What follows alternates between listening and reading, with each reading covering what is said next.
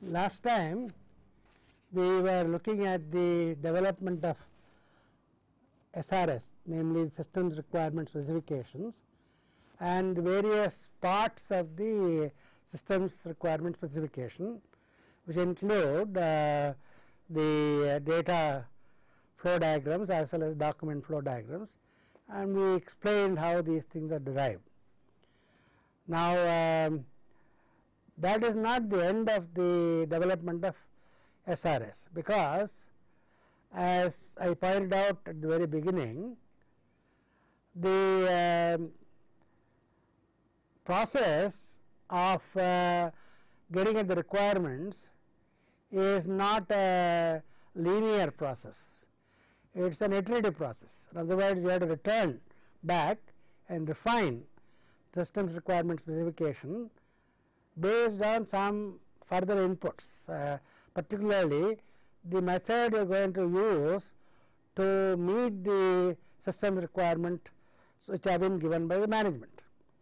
So, to very quickly review, I have put up this picture here.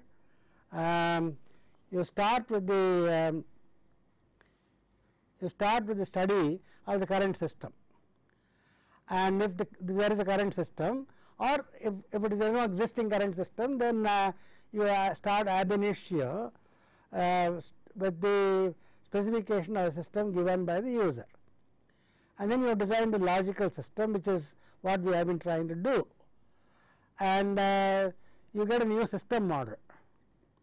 And user stated requirements are the ones which are used in the design and coming up to the new system model. But then what happens is, at this stage you have not completed the whole thing, because you really have to look at whether the system which you had proposed is feasible. I will explain what is meant by feasibility.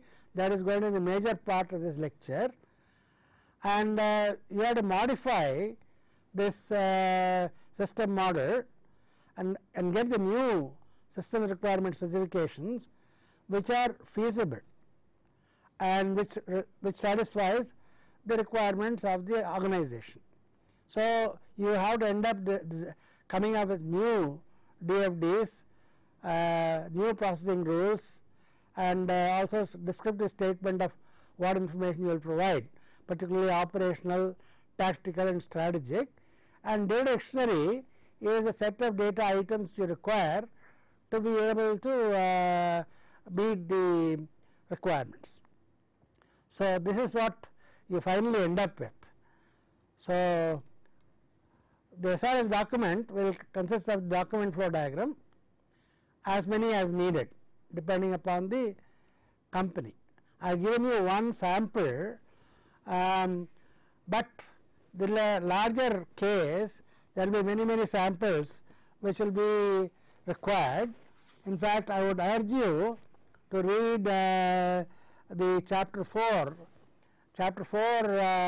of the book Analysis and Design of Information System, has a detailed case study where a number of different data flow diagrams are given for a particular example or case study of developing a hostel information system.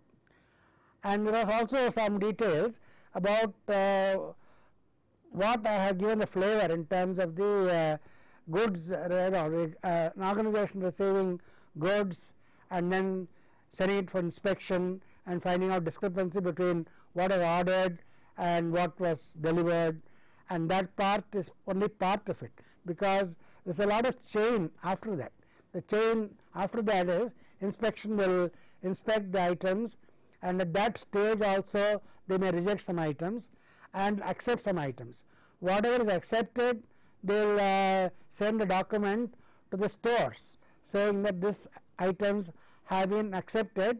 They will come to the store, and because physically they will send items to the store along with the document saying what items are going to come to the store. And as soon as things are received in the store, the store has to intimate accounts saying that these items have been taken into stock, and so payment is due to the vendor. So, they will send a document saying that this vendor has against this order given these many items which have been accepted and found satisfactory, you can go ahead and pay, and the accounts office has to create a proper kind of a check it against the invoice sent by the vendor, and based on the prices and so on which are earlier on negotiated based on the order which is placed, and create a check. Nowadays checks are also either printed on the computer and the check is sent physically by mail or courier or what have you, or nowadays they have also a method of debiting your bank account directly and crediting the bank account of the customer. So, without any paper moving from the company to the vendor, depends upon of course the kind of agreements you have with vendor and so on, because nowadays banks also prefer with using so called electronic clearing service, where you directly send a debit note to your account and a credit note to the vendor's account, and it is automatically done. So, these are all successive stages in the entire development. So, if I look at the whole picture will become fairly large and complex, and later on we will probably look at one such case with a data flow diagram and giving the processes which are to be done in that. I only gave a flavor at this time, but the details had to be worked out later, which we will do. Now, the SRS document consists of the document flow diagram, as I said, as many as needed, and data flow diagrams. Also, there will be a large set of processes and large set of data flows and so on, and it will be fairly large. So, there is a need to kind of split that up into a number of parts. These parts has got to be looked at with some care. In fact, real systems runs into hundreds of thousands of lines of code in a company. So, the small cases which I am going to discuss only give you an idea how these things are done. Of course, not a single person will not write all the 100,000 lines of code and so on. It will be split between a number of people in a team. So, you have to have a method of splitting the entire data flow diagram into smaller parts. This is called leveling, which we will look at later on, and so that the smaller diagrams are the ones which are implemented, and then they got to have linkages between all these diagrams, and data elements which are there in each data flow and data store. Later on we have to look at how to organize all this data in the files in what is known as a database, and there are number of important principles you have to take into account while organizing this data in a database, so that when you do an update there is no errors which creep in unknowingly, or when you delete some parts unknowingly, some other parts are not deleted. So, these are the issues which will be important when it comes to the design of the database, where I am only talking about simple files, but very large. Whenever a company looks at data resources, these data resources will go into a database, and there is something known as a database management system, which in computer science curriculum it is a full-fledged course which is normally taught later on in the curriculum, but we will give you a general idea of what this is all about. And processing rules carried out with each circle of the data flow diagram. As I said, the processing rules will be given either as a structured English algorithm or as decision tables, and we will look at them in greater detail later on. And the descriptive statement of operational, tactical and strategic information will be provided. All said and done, you cannot avoid writing some descriptive statement.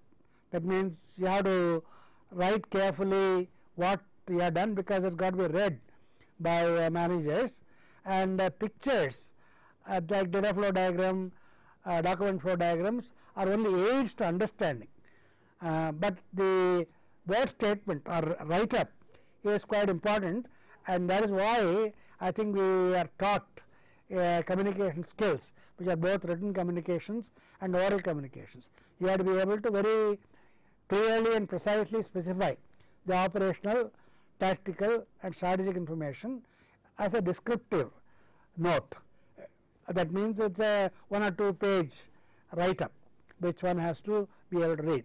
A data dictionary which consolidates all the data elements which on the data store. So, next module we are going to look at is what is known as feasibility analysis. Now, I wanted to first understand what does feasibility really mean from a dictionary point of view. So, normally when a new word comes up, it is a good idea to go and look up the dictionary, and because that is general meaning which a lot of people ascribe to.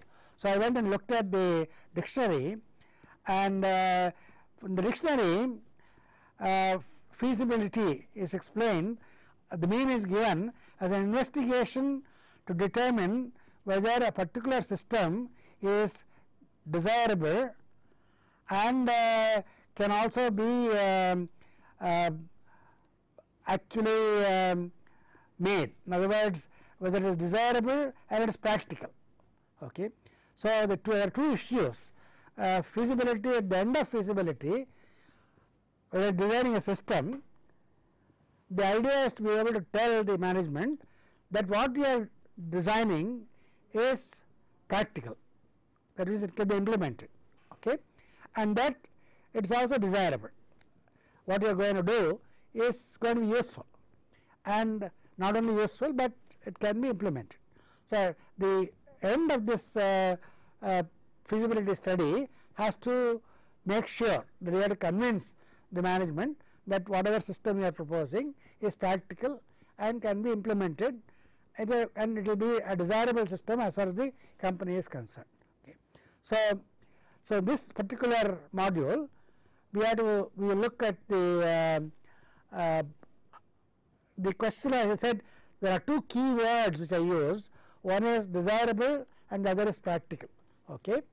And the question of desirability is based on the what kind of goals you want to attain. Okay. So, we have to look at how to formulate the project goals, and the goals also have to be quantified. What is meant by quantified is a qualitative statement will not always do. I will explain in greater length in this lecture the difference between what is meant by quantification and a qualitative description. Okay. As engineers, we normally always look at numbers or something which is quantifiable, okay, because that gives us more confidence. This quantification is very important also from the management point of view to determine whether the system is practical. And you have to look at the alternate solutions, because there are many ways of obtaining the solution. Americans say there are many ways of skinning a cat, but I do not like the term. See, there are many ways of cooking potatoes, you might say. Okay. There are so many ways of cooking potatoes. Each one has got some good features and some bad features. All right. So, you have to pick the particular right way of cooking to get to what you desire. Okay. So, some people may desire certain method of cooking because their goal may be different. If a person is looking at very low oil content or fat content in what you cook with potatoes, then he will normally steam it and not put any oil in it. If somebody is looking for something which is crisp and so on, he will fry it and put a lot of oil. So, that may be all right for some people, it may not be all right for some people. So, the point I am trying to make is what is good, what is considered good in certain situations may not be good in some other situations. So, that has got to be looked at by the ultimate decision maker is the person who is going to eat that potato. Okay. Similarly, the ultimate decision maker in the case of a system you are going to develop is the person who is going to use that system.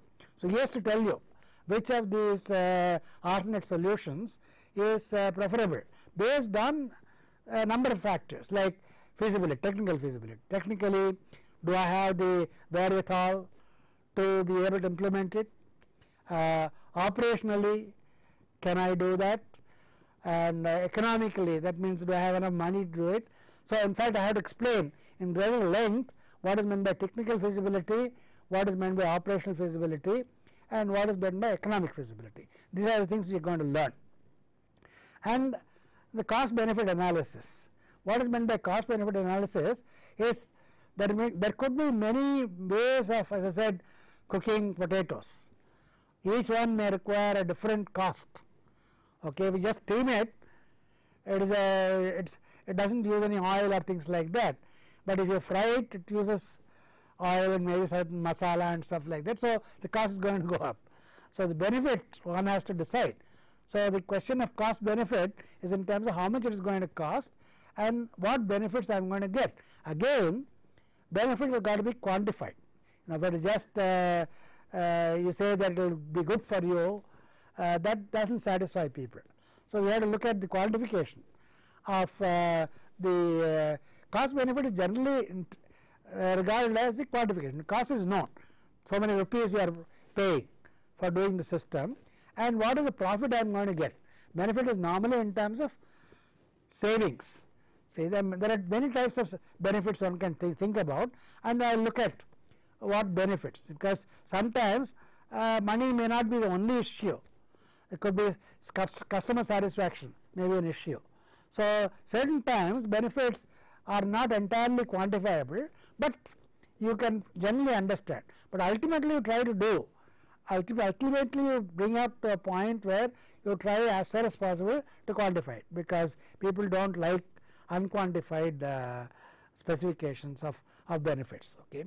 And we have to of course document the feasibility report at the end of this phase. And so, once I documented, see the whole at the end of the game, that is at the end of feasibility analysis, you really come up with a particular method of meeting the requirement of the system. So, SRS is already developed and a particular method you have come now.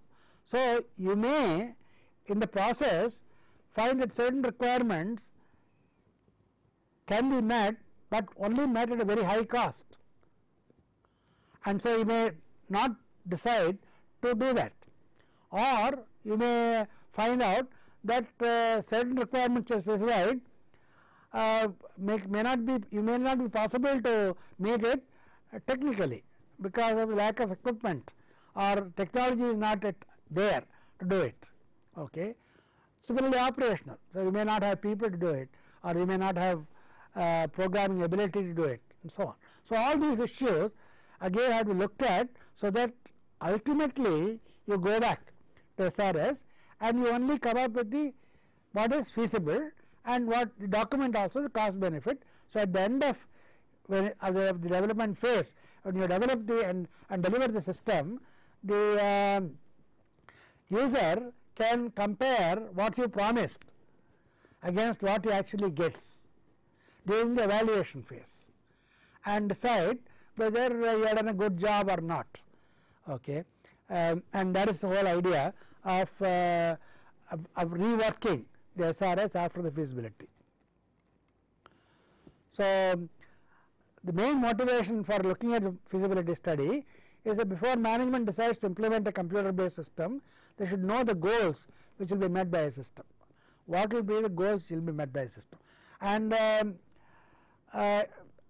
I cannot describe this entirely in a vacuum. I have to take specific cases, and I will look at a particular case with some details to really talk about the goals, because goals depend on the system. These goals must be quantitative goals. so that when the system is implemented, it is possible to compare quantitatively the achievements versus the goals which are set. So, the achievements is the goals, that comparison is what which I have to essentially explain to you how it is done. Okay. The analyst should be able to estimate what hardware and human resources will be needed to implement the system to meet the goals. So, that is essentially required to be able to find out the cost, because the cost of people, cost of equipment and so on. Unless we examine alternative methods to implement the system and the resource needs, because different methods, as I said, are possible and each one may cost different amounts. Okay. And the cost benefit analysis to be carried out for each alternative. If you got multiple alternatives, 3 or 4 ways of doing it, you say this way is going to cost me this much and this is going to be a benefit, and you compare, and based on the cost benefit, the ultimately the user will decide which one he wants.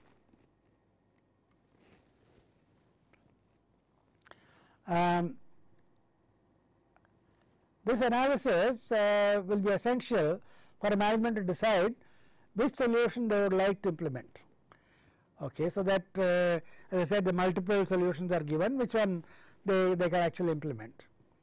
And feasibility of meeting goals with available technology and human resources, cost benefit are important parameters for informed management decision making. So, the determination of the feasibility of meeting the goals, and also the as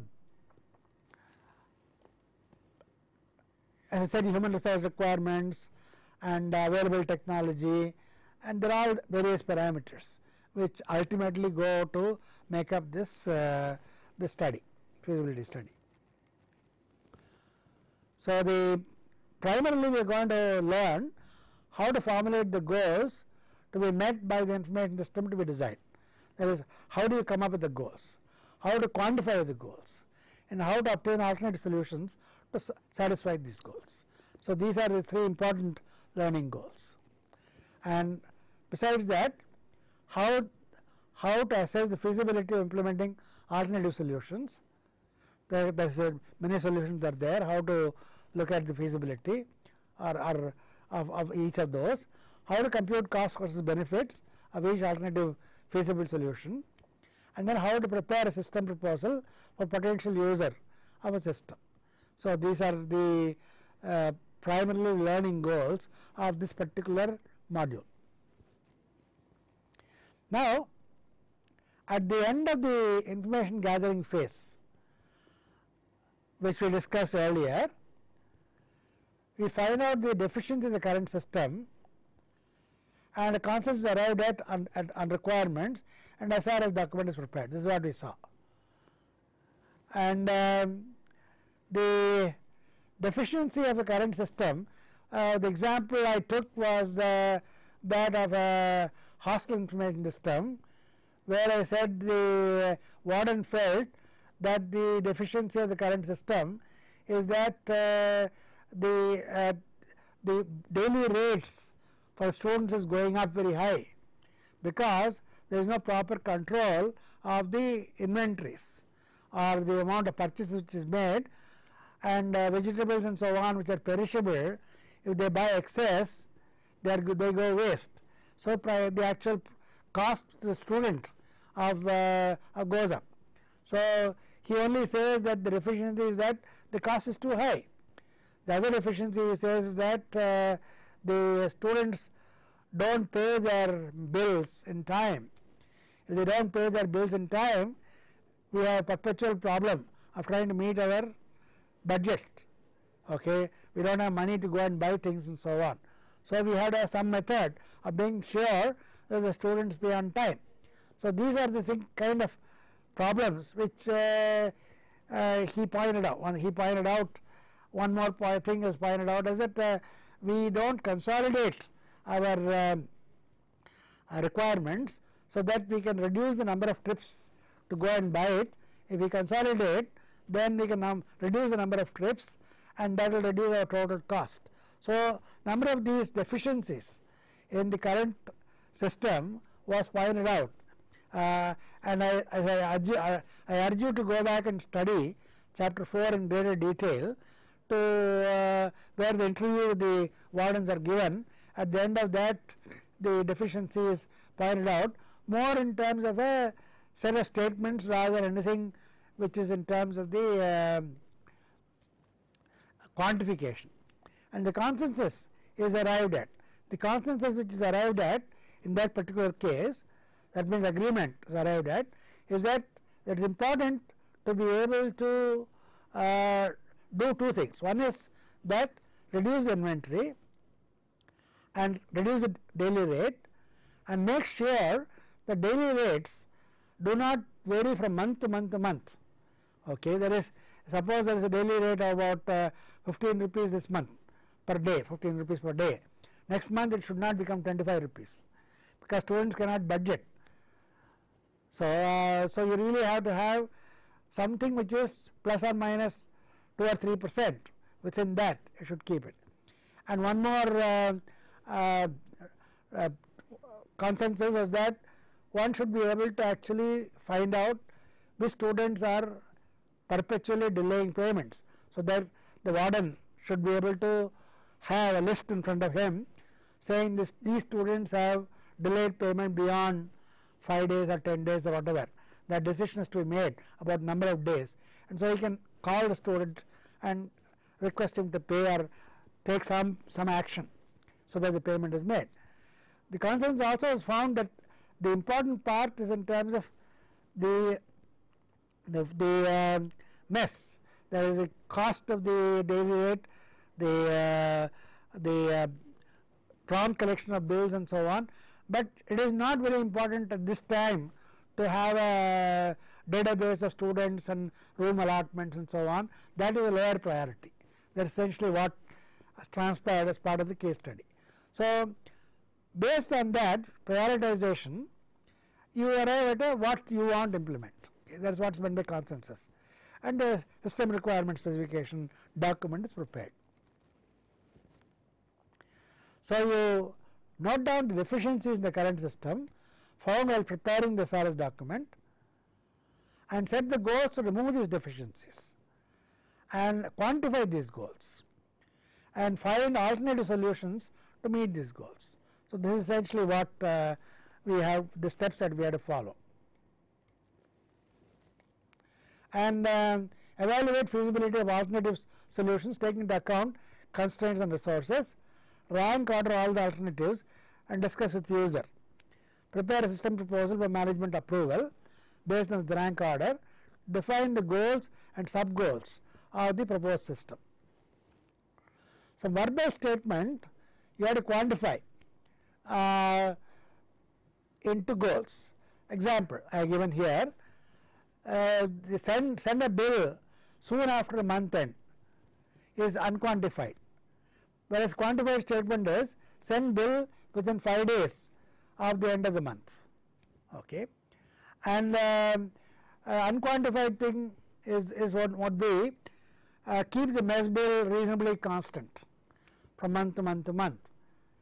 Quantified thing would be keep the mess bill at 15 rupees per day plus minus 1 rupee. That is quantified.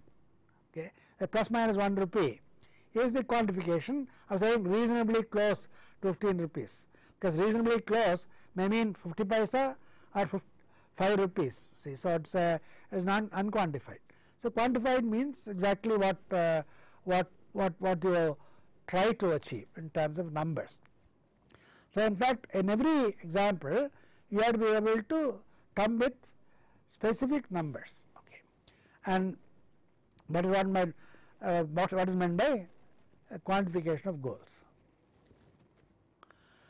Find out whether it is possible to meet these goals, find out the cost of meeting each goal, and find the cost benefit analysis, and benefit has got to be quantified also. What is again meant by benefit to be quantified? In the case of mess bill, 15 rupees approximately plus minus 1 rupee is a quantified goal. But what is the benefit? The only benefit you can say is a intangible benefit. Intangible in the sense that students are happy that their bills do not vary very widely. What other benefit is there which can be quantified? The only other quantification of benefit may be that because of your control of the inventory and so on, the mess bill itself has come down. So, if you say that the mess bill instead of being 20 rupees a month has come down to 15 rupees, that is, we can say a quantifying benefit means from 20 rupees I will bring it down to 15 rupees by the method I am going to follow. So, that means I have benefited 5 rupees for every 20 rupees, and whatever money I spend to achieve this must be commensurate with the reduction in 5 rupees of the bill. Okay. So, this is the kind of point. See, so the one can be just satisfaction. Once it comes to 15 rupees, students are satisfied, but then quantification is in terms of the fact that the total cost of the system, inventory and so on has come down. Quantify the deficiency by pinpointing missing functions, unsatisfactory performance and excessive cost of operations. What we really mean by these things? A missing function, unsatisfactory performance and excessive cost of operations. The missing function in an existing system, a missing function may be in the case of a Hostel information system, the function which was missed was the fact that the current system does not have any means of finding out who are the habitual offenders of not giving their bills in time. There is so there is a missing function. There is current system has no way in which you can find out. In other words, it does not have a means of finding out who has not paid. Okay. So, this function is missing. Unsatisfactory performance may be that the current system, the mess bill is not being kept constant at 15 rupees, it is widely varying. So, performance is not satisfactory. So, I want to have a performance which is to keep that bill within a certain range. Excessive cost of operation, again it is related. Excessive cost of operation is that instead of spending say 5,000 rupees on buying vegetables every month, which I estimate should be the right amount, I am spending 7,000 rupees because a lot of vegetables are being wasted. So, excessive cost of operations is because of the fact that there is no proper control.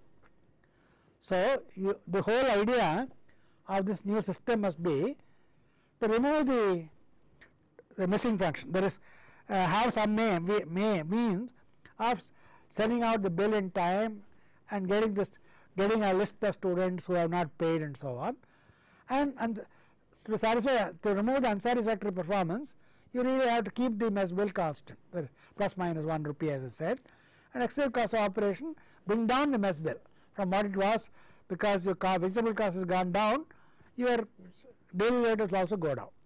So, that is what I mean by excessive cost of operations reduced. Set goals to remove efficiency and provide competitive advantage. So, the goals this case may be the quantitative goals may be to bring down the mess bill from 25 rupees to 15 rupees. That is a quantified goal. Okay. The quantified goal may be that bring down the vegetable cost from 7,000 rupees to 5,000 rupees a month. So, these are all goals which you have to meet, and to meet the deficiencies which are given there. So, I said a goal, a characteristic of a goal is that it should be quantified, it should not be just hazy. it should be realizable within the constraints of the organization and the system.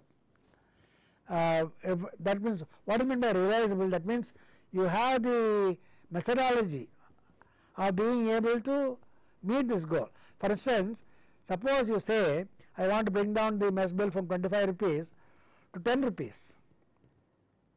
It may not be realizable, because the even if you take the minimal amount of menu, reduce the menu and the variety and so on, the cost, the basic cost of items which you buy may be such that it is just impossible to bring down to 10 rupees. So, it is unrealizable goal. So, you got to have a goal which within the constraints of cost of items in the market, the cost of milk, cost of vegetables and so on, is something which you can meet. So, in other words, it should be realistic. You cannot just say because if an analyst at the beginning tells the warden that by computerization I will bring down your mess bill from 25 rupees to 10 rupees, first of all, he won't believe you. Say, just by computer, how can you bring it? Because basic cost is so much of the items, and every day the items costs are going up, so always inflation. Okay. So, the point is that one should not promise something which is not realizable. And then you have to break it up into sub goals. In other words, what is meant by sub goals is that a major goal may be to bring down the best bill, okay, but how to achieve it? You have to have sub goals. One way of achieving that is that you have to reduce inventory. There is reduced inventory. Again, you have to quantify that reducing inventory. That means you say that current inventory cost is X rupees. I will bring down the inventory cost to 0.9 X rupees. So 10% I will reduce it. So, it is sub goal, which will ultimately lead to the main goal of reducing the daily rate. Okay. And similarly, I can say total vegetable cost is Y rupees. I will bring down vegetable cost from Y rupees to maybe 0.8 Y. Okay. And these are the points what is meant by breaking down the major goal into sub goals, and we can meet each of the sub goals, and each sub goal must also be quantified. And it should be agreeable to all concerned. That is, suppose I bring down the mess bill to 15 rupees from 25 rupees, but I end up giving every day potatoes and no other vegetables and so on, it may not be agreeable. See, you should keep your menu balanced and not much of a change in the original menu which was given in the hostel, and yet be able to meet the reduced cost. So, that is the point. In other words, it will be agreeable. So, you must have the consensus also from the ultimate consumers, in this case students, saying that I will give you a balanced menu, and now I am not going on repeating menus day after day after day. I will have a proper kind of menu planning, and yet I will bring down the cost. So, that is essentially what is meant by something which is agreed to by everybody. In general, goals must not only remove deficiency, but also give a system which is superior to those of competitors in the organization. In other words, because this is a general point. See, I am now going a little bit beyond my simple case study. When you are in the real field and go to a company, and like for instance take you are going to go to a new hotel and say I am going to implement a hotel management system. You will have some method of doing it. You will get goals and sub goals, and you essentially say at the time of proposal you give only a brief proposal, because you don't want to spend a lot of money and time in doing that. You give a brief proposal based on the conversations you had. Your competitors also would have given brief proposals. So, ultimately many competitors will be there for that particular contract of computerizing the hotel system. So, your goals must your system must not only meet all the goals which are quantified, but also meet it in a superior way compared to the competitors who are given. Okay. What do I mean by superior way? So, there are two ways in which you can talk about superiority and so on, right. So, in any situation, like for instance, many people go to a hotel and say that they will implement they will implement a computerized system for their management of the hotel. There are many issues in a hotel, like booking the rooms, planning the menus, and preparing bills, collecting reservations. Whole lot of issues are involved. Okay, and you have to give goals for each of them. Okay, and after giving for each of them, you have to be able to quantify by putting that computer how much are they going to save in terms of the operations of the hotel. And you also have to specify what is the cost you are going to, what charges you are going to charge to that hotel to be able to implement the system. That is, there are two costs involved here. One is the cost of equipment they have to buy, maybe PCs and so on, which the hotel may have to buy, and the networking and what not, all the infrastructure they have to buy. Over and above that, they also have to buy the software, things like Microsoft, some accounting system, or some other accounting system which may be there in the market. So, that software cost also has got to be included. There is a hardware cost and there is software cost. That is essentially what the company has to pay, the hotel has to pay. Besides that, they are going to allocate people to work with you during the system development. So, their cost is also involved. So, that there is all the cost of the company, plus they have to pay you your fees for your analysis, your programming, your effort, your implementation, making it satisfactory to them and so on. So, you give a certain quotation and also certain time constraint, that is, you say that I will charge you X rupees and I will finish the job in 4 months time or something like that. Your competitor may charge something else and finish the job in 3 months time. His charge may be higher, but he will finish it faster. So, benefit, the hotel may think that they want it faster, they are willing to pay more. So, the point really is you have to have a system which is superior. Superiority can be in terms of the functions which it meets and the flexibility it has got, apart from the cost and the quality. Okay. Many software companies win contracts based on not only their cost, but based on their quality which they ensure, okay, and the special goals they meet, which some other competitor cannot meet. So, the point is that a good system analyst must be able to very clearly determine the important goals and sub goals and make a quotation to meet those goals and sub goals which are somewhat better than his competitor. So, even if your cost is a little higher, they may be willing to give you the contract because your system is superior. Okay. So, this is what is meant by not only remote efficiency, but a superior system compared to what is being given by your competitors. So, now let me get back to my case. In the case, it was said that the mess expenses are divided among students and a daily rate is derived. This is what I have been saying all along.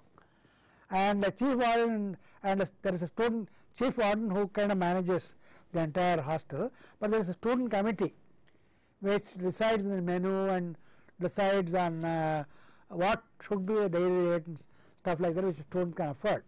I am taking an example of an institution where the mess is run by students and not by a contractor. Okay. Many of the good organizations have students running it. Reason why students run it is normally it is lower cost and they get better food, and it is also a good idea for students to run the mess because they get experience of the real life systems of how the mess operates, how to deal with people at different levels and so on. And it is also a good idea for computer science students to kind of get involved themselves in this activity to be able to computerize. In fact, many of the IITs and so on, the mess system is actually implemented by students, computer science students. Okay, and they give a good that's a good experience for them of developing a system. And mess bill is to be prepared and sent promptly to at the end of each month. So when they say promptly, that is something which is not quantified. Okay, and in the case of this case, the store's requirements are not forecast. In other words, the inventory, one only says inventory levels are very high, so cost is going up. And so the missing function is that the requirements of stores is not forecast, so that you can buy an amount which is necessary and sufficient. Okay, and that you don't run out of items and you don't have excess items. In fact, inventory control is very important in all companies, because inventory is a dead investment. What is meant by dead investment? It is there and you already paid for it, and if you don't use it, that means your interest cost for that is gone. So you always try to reduce the total inventory within the constraint of being able to meet the requirements. Okay, and purchases are not consolidated. There is many trips are made to the city, and that increases the cost of the system and so on. There is another point which is raised during the discussion with the students. And daily rate calculation is not frequently updated. In other words, see, the daily rate, one of the goals was to keep the daily rate at 15 rupees plus minus 1. Okay. If you wait till the end of the month to calculate the daily rate, it may turn out that certain things have gone out of control. Whereas if you update day to day, you find at the end of 1 week the daily rate has gone up beyond 1 rupee. Then you may try to reduce or buy cheaper vegetables or reduce your inventory and so on, and go on an economy drive to try to bring down the cost, so that at the end of the month you have you meet your goal. Okay. So you have to do a frequent update while you are actually buying and so on. Okay. That is a missing function currently. Menu is not planned for balanced nutrition and low cost. Currently menu is a kind of arbitrary. Okay. And we would like to use a computer to have a balanced nutrition and low cost. Deficiencies are bad performance or unsatisfactory performance. Billing is not accurate and prompt. That is one thing which is I have been mentioning again and again. Student bills are not itemized. That is, students are given bills, but it is better to itemize. And what is meant by itemization is students may bring guests on a certain date. So you say that you brought 2 guests on 16th of March, and this amount of money which is for that guest. You got something extra on this day, that is, you ordered extra milk or extra eggs and so on this day. So that is itemized. So student also kind of knows that the extras which he has been charged in his bus bill is as per the what he actually did. In other words, there is a certain amount of itemization gives a certain confidence to the student that he is not being overcharged. stores are issued to cooks arbitrarily. In other words, this current system, the stores are the items are given to the cooks in a not in a controlled way. In other words, suppose he is going to cook for 100 students, there is a requirement of a certain amount of rice. If you give currently the hostel, apparently the cooks are they are taking out whatever they require, but if you want to control the bill, you have to have a clear idea of how much rice is required for 100 students and only issue that, and make sure that the rice the total rice does not go down, or there is wastage is not there. So that again, if you have a quantification in the computer, you can do an exact issue of items based on the number. The number may vary. In fact, the example I have given is that if a student is going to be on not using the mess for 5 days at a stretch, he is given a rebate.